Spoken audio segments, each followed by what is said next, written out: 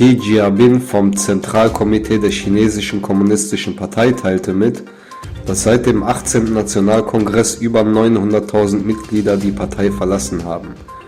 Dabei verschweigt er jedoch, dass diese Mitglieder aus der Partei entfernt wurden.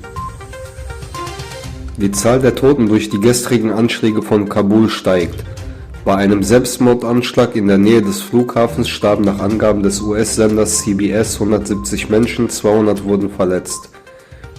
CBS zitiert für diese Zahlen Quellen aus dem afghanischen Gesundheitsministerium. 132 Opfer des Anschlags seien noch nicht identifiziert. Haixian-Welten bestehen aus wasserreichen Innenräumen mit massiven Ozeanen unter wasserstoffreichen Atmosphären. Mit Dichten zwischen denen von felsigen Supererden und größeren Mini-Neptunen können diese Exoplaneten optimale Kandidaten für die Suche nach exoplanetarer Bewohnbarkeit sein und in der Exoplanetenpopulation reichlich vorhanden sein. China könnte die Geburten von bis zu 4,5 Millionen Uiguren bis 2040 durch umfangreiche Maßnahmen zur Bevölkerungskontrolle in Ostturkestan verhindern. Dies ergaben Recherchen von unabhängigen Forschern.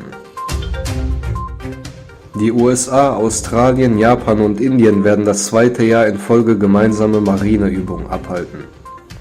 Die 4 Länder bilden die sogenannte Quad-Gruppe, eine von den Vereinigten Staaten von Amerika geleitete Initiative, die als mögliche Grundlage für ein Anti-China-Bündnis im Stil der NATO in Asien gesehen wird.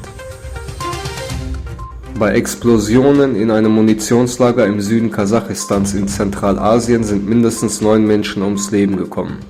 Rund 90 Menschen waren bei den Detonationen am Donnerstagabend auf einem Militärgelände in dem Gebiet Schambil verletzt worden.